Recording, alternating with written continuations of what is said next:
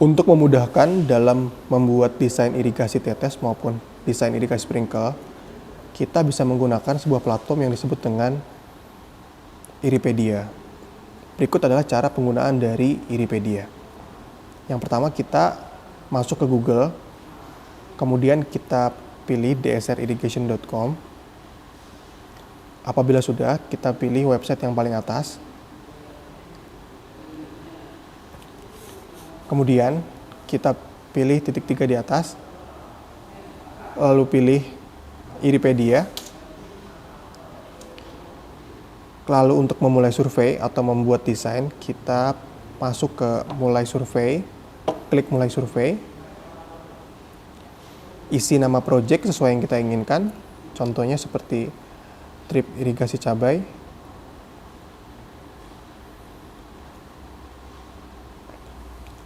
Kemudian pilih nama customer. Contohnya di sini saya isi PT DSR. Kemudian pilih nama PIC dan isi nomor telepon sesuai yang kita inginkan. Selanjutnya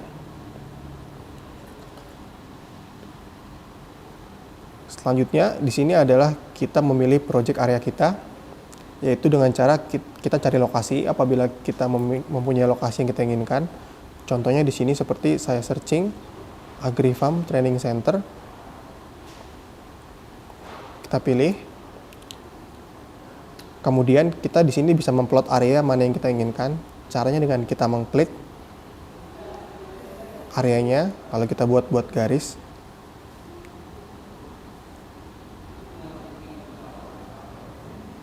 Nah, seperti ini. Apabila sudah, kita klik centang checklist. Nah, di sini akan keluar luasan area berapa yang kita gunakan. Lalu kita pilih selanjutnya.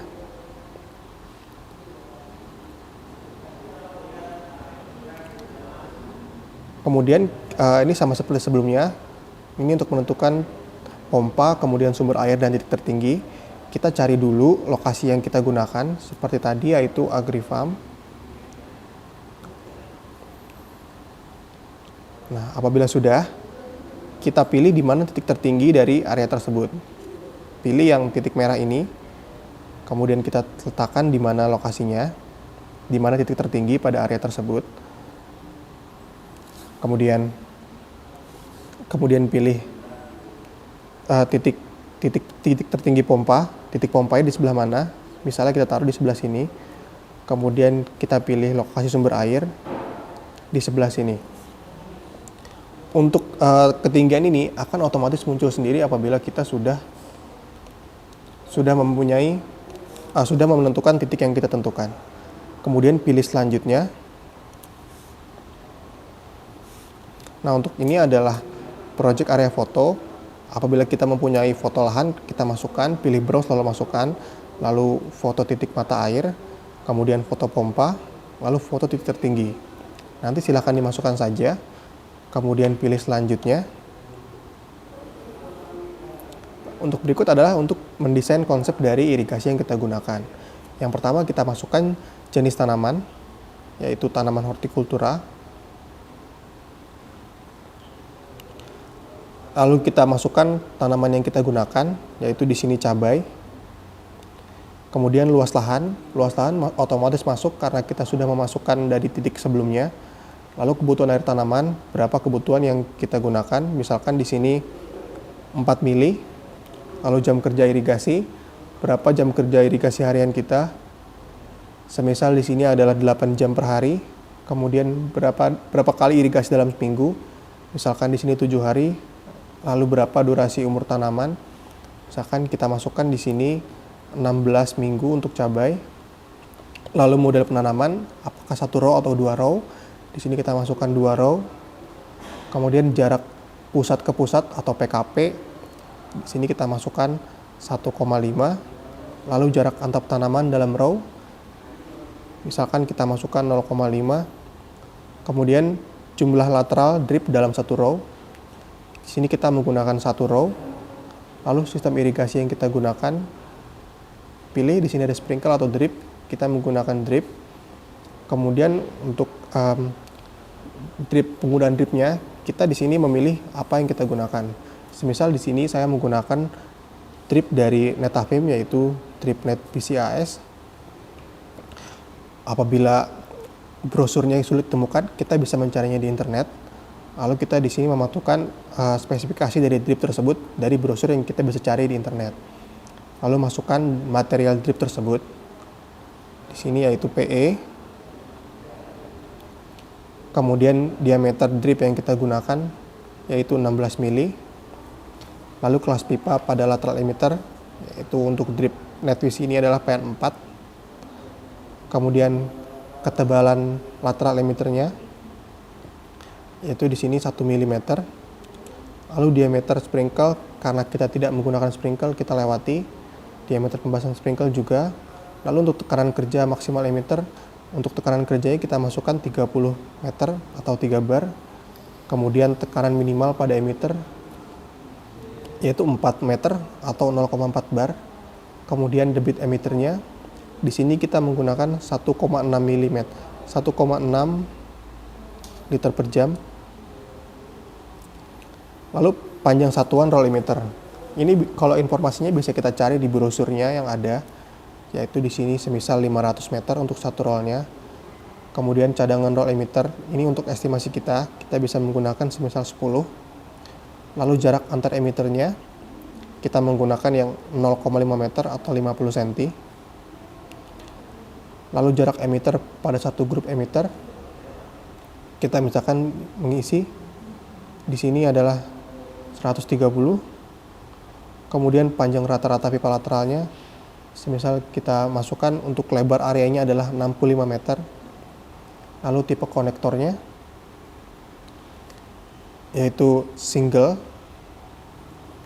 Kemudian besar katup and field kita isi 4 misal. Kemudian besar rata-rata blok irigasi per katup kita misalkan isi untuk satu bloknya adalah luasannya 0,3 hektar. Kemudian diameter luar mainline dan diameter luar pipeline. Nah, ini bisa kita isi atau kita kosongkan. Kemudian jumlah mainline-nya ada berapa? Misalkan di sini kita isi 1. Kemudian selanjutnya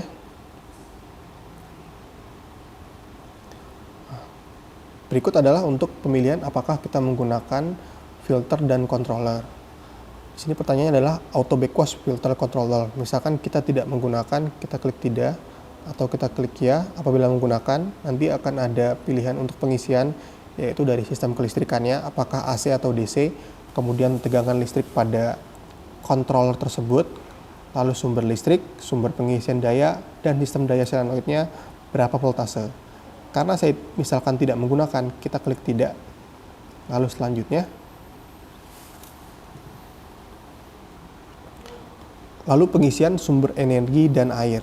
Di sini kita masukkan tipe sumber air kita, apakah kita menggunakan parit, sungai, danau, ataupun reservoir. Di sini saya menggunakan sungai.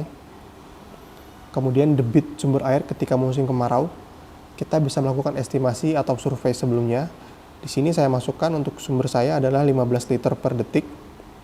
Kemudian analisis sumber air bisa diisi, lalu temperatur airnya berapa. Semisal saya menggunakan 22 derajat Celcius, lalu vapor sumber air ini sudah terisi otomatis, lalu sea level juga otomatis terisi. Kemudian ketinggian air minimum pada saat musim kemarau ini otomatis terisi ketika kita sudah mengisi. Kemudian ketinggian partisa pompa ini juga sudah otomatis, lalu titik tertinggi, lalu pengisian sumber daya pompa kita menggunakan elektrik atau diesel. Di sini saya menggunakan semisal elektrik.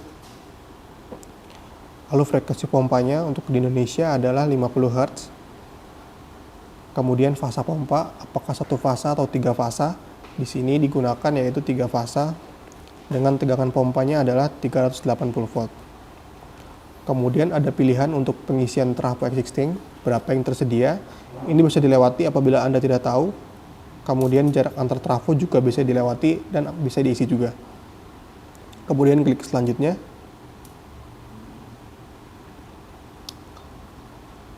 Selanjutnya adalah untuk pengisian dari spesifikasi pompa air.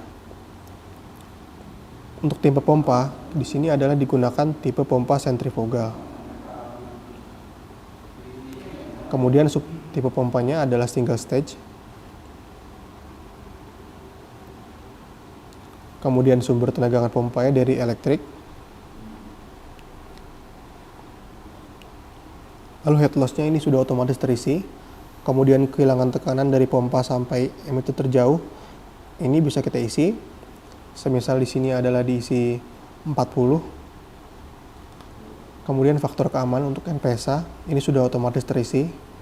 Lalu tinggi pompa dengan sumber air, ini semisal kita isi 5, kemudian putaran pompanya kita bisa isikan di sini semisal 1450.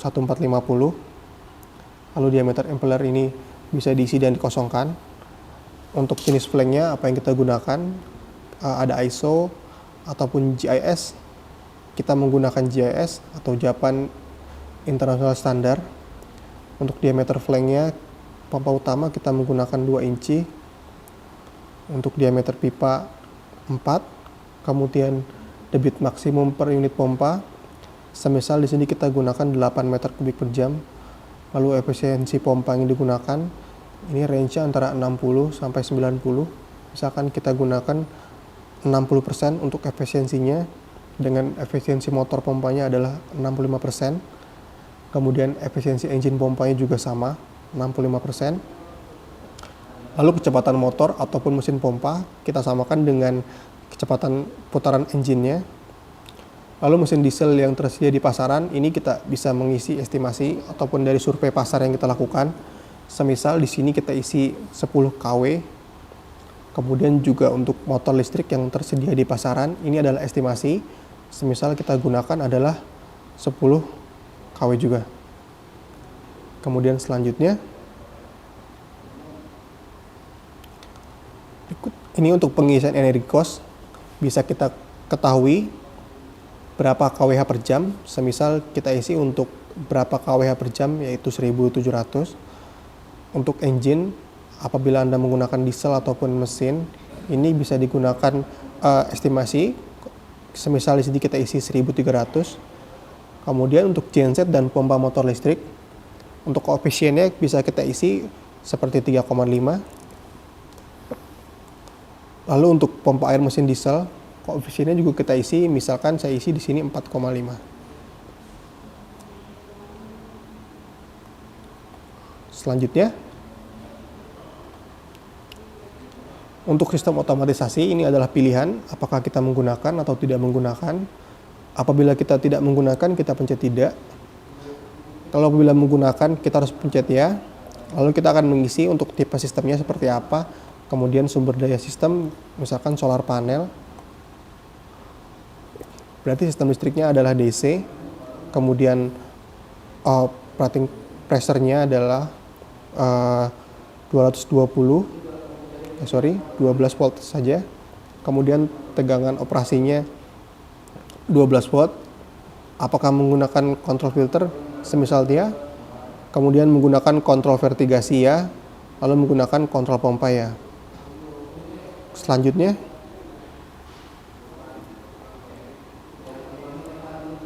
apabila project sudah selesai, kita bisa lihat result. Nah, berikut adalah hasil yang sudah disediakan dari irrigation result di Iripedia. Untuk informasi, yang pertama adalah informasi customer di bagian awal. Kemudian di sini bisa kita klik di foto lahan. Nah, karena kita tidak memasukkan foto lahan, maka tidak ada foto lahan. Kemudian kita pilih ke pump spec.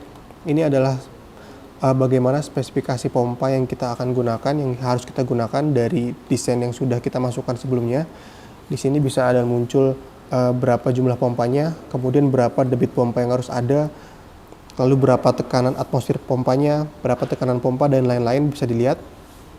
Kemudian di sini ada transmover, berapa transmover yang perlu kita sediakan, yaitu 20 kV per jam. Lalu ada desain konsep. Ini juga yang sudah kita masukkan akan muncul seperti ini, seperti kebutuhan air tanaman, kemudian lahan-lahan teritoris, lalu jumlah berapa emitter yang kita harus gunakan, jumlah start connector. Di sini akan muncul semua informasi yang kita butuhkan untuk membuat RAB dan desain irigasi. Bisa dilihat sendiri bagaimana itu akan muncul. kemudian elektrik motor. Ini adalah spesifikasi motor listrik yang kita perlukan, berapa dayanya, kemudian berapa HP, berapa kW, kemudian berapa ampere, dan berapa daya motor per jamnya.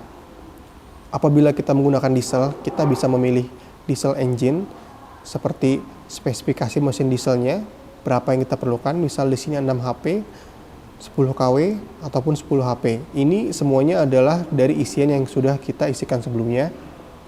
Lalu di sini terakhir ada option. Option adalah perhitungan untuk opsi biaya irigasi yang kita perlukan dalam setahun. Untuk opsi biaya dengan motor pompa ini adalah 10.500 kW per musim dengan biaya tahunan yaitu adalah 17.850.000. Kemudian apabila kita menggunakan sistem untuk generator set dengan motor pompa, yang perlu kita hasilkan adalah 21.000 kVA dengan biaya Rp780.000. Kemudian dengan opsi 3 untuk biaya sistem irigasi dengan pompa motor diesel, kita membutuhkan biaya yaitu Rp3.033.000 dengan konsumsi bahan bakar adalah 2.333 liter per musim. Hasil dari irigasi dashboard ini adalah hasil dari seluruh survei yang kita sudah lakukan sebelumnya. Berikut adalah cara untuk menggunakan Iripedia. Sekian dari saya, terima kasih.